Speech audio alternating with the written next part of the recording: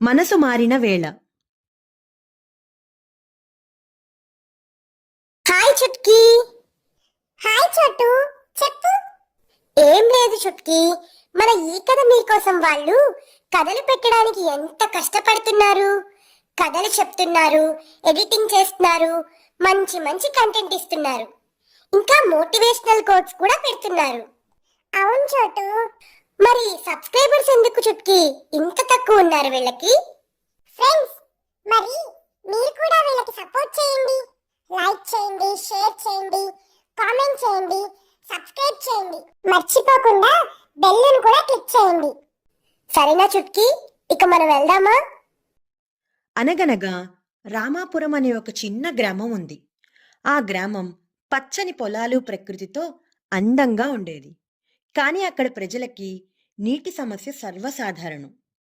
ప్రతి ఏడాది వేసవి వచ్చేసరికి అక్కడ బావులు ఎండిపోవడం, నదుల నుంచి నీరు అందకపోవటం వంటివి మామూలైపోయాయి. శ్రీను అనే రైతు ఆ గ్రామంలో నివసిస్తూ ఉండేవాడు.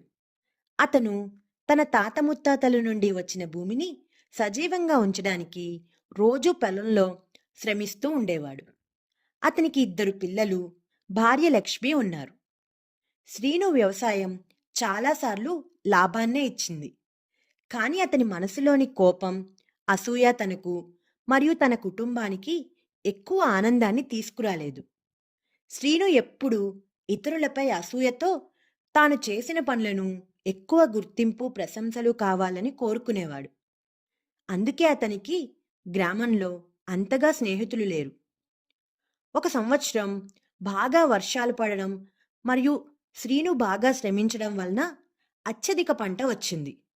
సంతోషంతో ఆ పంటను అమ్మి వచ్చిన డబ్బుతో కొత్త ట్రాక్టర్ కొనాలని నిశ్చయించాడు. ఈ ట్రాక్టర్ కొంటే గ్రామంలో అతను మిగతా రైతుల కంటే ఎంతో ముందుండగలడని అతనికి అనిపించింది. అదే సమయంలో ఆ రామాపురం గ్రామంలో ఉన్న ఏకైక బావి ఎండిపోవటంతో గ్రామస్తులు నీటిని పక్కనున్న పెద్ద గ్రామం నుండి తెచ్చుకునే పరిస్థితి ఎదురైంది. ఈ సమస్యను చూశాక ఆ గ్రామ పెద్ద రామయ్య ఆందోళనకు గురయ్యాడు. గ్రామస్తులంతా కలిసి మాట్లాడుకుని కొత్త బావి త్రవ్వించాలని నిర్ణయించారు. కానీ అందుకు కావాల్సిన సొమ్ము అందరితో కలిపినా సరిపోదు. అయితే శ్రీను దగ్గర చాలా డబ్బు ఉందని తెలిసిన రామయ్య అతన్ని కలిసేందుకు వెళ్ళాడు. రామయ్య, శ్రీను, నీ పంట ఈసారి చాలా బాగా పండింది. ఇది చూసి మేమందరం ఆనందంగా ఉన్నాం. కానీ నీ సహాయం ఇప్పుడు మన ఊరికి చాలా అవసరం. నీకు ఉన్న డబ్బుతో మనం ఒక బావిని త్రవ్వుదామా? దానివల్ల నీకు, మన ఊరికి జీవితాంతం ప్రయోజనం కలుగుతుంది అని చెప్పాడు. శ్రీనుకు రామయ్య మాటలు అస్సలు నచ్చలేదు. అతనికి తన ట్రాక్టర్ కావాలనిపించింది. నేను ఈ డబ్బు కోసం ఎంత కష్టపడ్డానో మీకు తెలుసా? దాన్ని నా ట్రాక్టర్ కొనేందుకు మాత్రమే వాడతాను అని కోపంగా చెప్పాడు. అప్పుడే శ్రీనికి అతని భార్య లక్ష్మి, శ్రీను, ఈ డబ్బుతో నువ్వు ట్రాక్టర్ కొనవచ్చు, కానీ నీ పేరు ప్రతిష్ట ఇక ఎప్పుడూ గ్రామంలో ఉండదు. మన ఊరిని మనమే పట్టించుకోకపోతే మరెవరు చేస్తారు? నీకిప్పుడు చేసిన పుణ్యం నీకే తిరిగి ప్రయోజనం కలుగుతుంది అని చాలా నెమ్మదిగా చెప్పింది. భార్య మాటలు శ్రీనికు బాగా నచ్చాయి. అతను తనంతట తానుగా గ్రామానికి సాయం చేయాలనే ఆలోచన మొదలుపెట్టాడు. చివరికి శ్రీను తన మనసులోని కోపం, అసూయను వదిలేసి తన డబ్బుతో గ్రామానికి బావి త్రవ్వించాలని నిర్ణయించుకున్నాడు. గ్రామస్తులందరూ కలిసి శ్రీనుతో బావి త్రవ్వడం ప్రారంభించారు.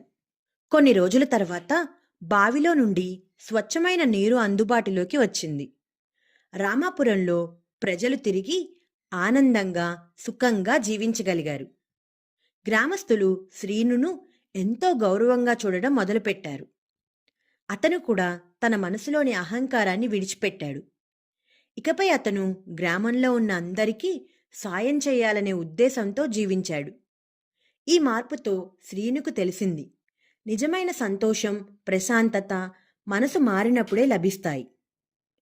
మనసులో మార్పు వచ్చినప్పుడు మనం చేసే మంచి పనులు మనకే తిరిగి ప్రయోజనం కలిగిస్తాయి. సొంత ప్రయోజనం కోసం కాకుండా సమాజం కోసం మనం చేసే సహాయం జీవితంలో సంతృప్తిని, నిజమైన ఆనందాన్ని తీసుకువస్తుంది. ఈ కథ మీకోసంలో ఈ కథ మీకు నచ్చిందా పిల్లలు? నచ్చినట్లయితే లైక్ చేయండి, షేర్ చేయండి, కామెంట్ చేయండి, ఇంకా సబ్స్క్రైబ్ కూడా చేసుకోండి. గంట కొట్టని వాళ్ళు కూడా గంట కూడా కొట్టండి.